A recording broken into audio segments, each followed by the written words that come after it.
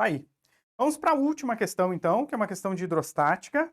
Tá? Vamos lá. Para a 15ª questão da prova de Física da URGS 2023, para a gente fechar a nossa aula aqui. Última questão.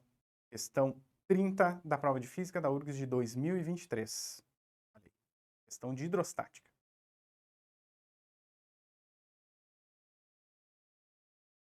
Há uma diferença importante entre as naturezas das duas calotas polares do planeta Terra.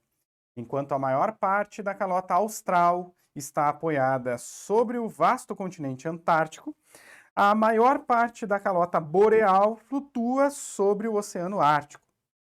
Uma grande preocupação ambiental atualmente é o aquecimento global, que, entre outras coisas, poderia provocar o derretimento das calotas polares. A respeito do possível derretimento das calotas polares, examine as afirmações abaixo, considerando que se possa desprezar o efeito das diferenças de salinidade das águas. Então nós temos aqui 3 afirmações, temos que julgar quais são corretas e marcar a alternativa.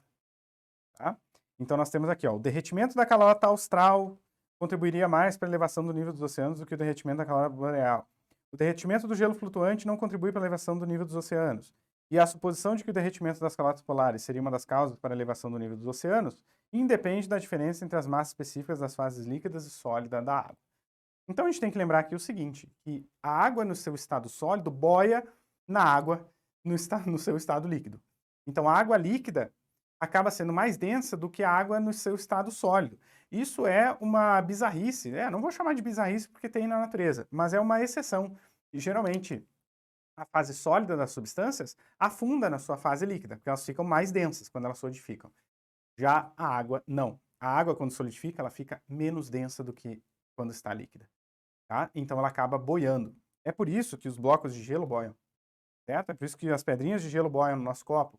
É por isso que os icebergs boiam no oceano e não vão para o fundo do oceano. Tá?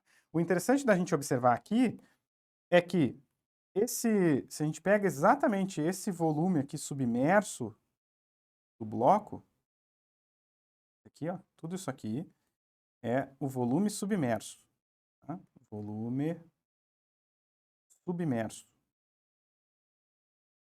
Para tudo, se essa aula está te ajudando, não se esquece de deixar o like, galera, isso ajuda muito o canal a crescer aqui na plataforma. E claro, né, compartilha esse vídeo também e ativa o sininho com todas as notificações. Deixe aí também o seu comentário, tá bom? Nem que seja um boa tarde, boa noite, professor, gostei da sua aula ou não gostei. E aí, se não gostou, deixa um dislike também. Mas assiste até o final, tá bom? Aguenta que vai dar bom. É nóis, galera, até a aprovação. Volume submerso do bloco de gelo, tá? Que tem tudo isso aqui para cima ainda, a gente tem em torno de 90% do gelo com volume submerso e 10% do volume fora. Certo? Em torno disso. Tá? Em torno disso aí. Em torno de 90% para dentro e 10% fora. Ok, o que isso significa? Que o bloco de gelo, a água no seu estado sólido, ela tem 90% da densidade da água no seu estado líquido. E quando essa água no estado sólido derrete, ela reduz de volume e ocupa exatamente o volume submerso que ela já estava ocupando antes. Moral da história: quando um gelo derrete na própria água, quando ele vira água, ele acaba ocupando exatamente o mesmo volume submerso que ele já ocupava quando era gelo. Então isso não muda o nível médio dos mares. Todo gelo que está boiando no mar e que derrete, ele não muda o nível dos mares. Quando que ocorre a elevação do nível dos mares? Quando nós temos gelo sobre terra. Aí o gelo derrete, vira água líquida e escorre para os oceanos. Aí a gente está enchendo o oceano. Mas o gelo que está boiando no próprio oceano, que é o que acontece no Ártico, tá? Que é a calota polar boreal, lá no norte, no Polo Norte, não tem solo embaixo, é simplesmente um bagulhão de gelo boiando no oceano. E se toda essa calota derreter, o nível dos oceanos não vai mudar.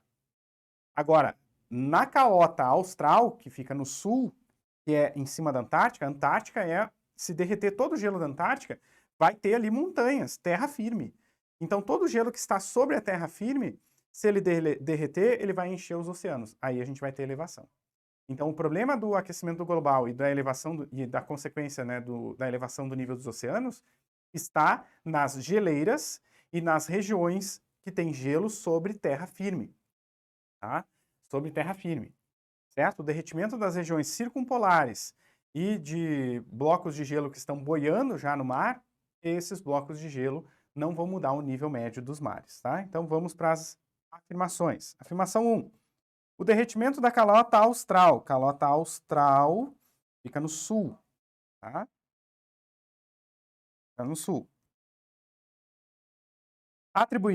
Contribuiria mais para a elevação do nível dos oceanos do que o derretimento da calota boreal. Boreal é que fica no norte. Sim, isso é verdade. Está certo. A afirmação 1 está correta. Por quê? Porque a calota austral tem gelo sobre terra firme. Se esse gelo derreter, vai aumentar o nível dos oceanos. Então ela contribui mais para a elevação do nível dos oceanos do que o derretimento da calota boreal, que não está sobre terra firme, então ela simplesmente derrete e ocupa o espaço que ela já está ocupando no oceano quando virar líquido, e então não vai mudar o nível dos oceanos. Tá certa, 1. 2. O derretimento do gelo flutuante não contribui para a elevação do nível dos oceanos. Sim, por esse motivo que a gente acabou de conversar.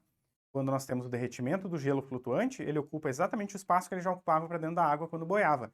Então não muda o nível médio dos mares. Certinho. 3. A suposição de que o derretimento das calotas polares seria uma das causas para a elevação do nível dos oceanos independe da diferença entre as massas específicas das fases líquida e sólida da água. Sim, não depende disso. Depende justamente do fato de ter gelo fora da água e que, ao derreter, vira água e escorre para dentro do oceano. Aí nós temos diferença. Aí é que nós temos diferença, e não nas massas específicas das fases líquida e sólida. Não é das massas específicas, é dos volumes das massas líquidas e sólidas, tá? Que tem diferença. Não nas massas específicas, é nos volumes. Beleza? Então, se a 1 é verdadeira, a 2 é verdadeira, a 3 é verdadeira, nós temos que todas são verdadeiras e a gente vai marcar na alternativa E de estratégia. Fechamos.